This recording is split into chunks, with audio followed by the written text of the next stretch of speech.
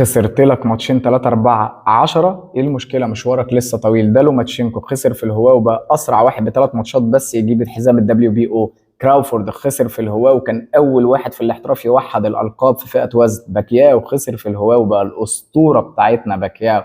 جيرفونتا ديفيز خسر في الهواه وبقى تانك في الاحتراف بطل العالم. شاكور ستيفنسون خسر في الهواه وبقى بطل العالم الدبليو بي سي في الاحتراف. فلويد مايويزر الانديفيدد خسر في الهواه وبقى بطل العالم الانديفيدد في الاحتراف. ناويا اينوي خسر في الهواه وبعد كده بقى الاندسبيوتد ناويا اينوي.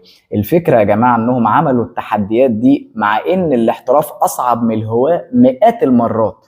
يبقى معنى كده ان احنا بنكتشف ان دول اختاروا انهم يكونوا من الفئه اللي بتكمل الطريق لاخره. انت هنا بقى قدامك تحدي.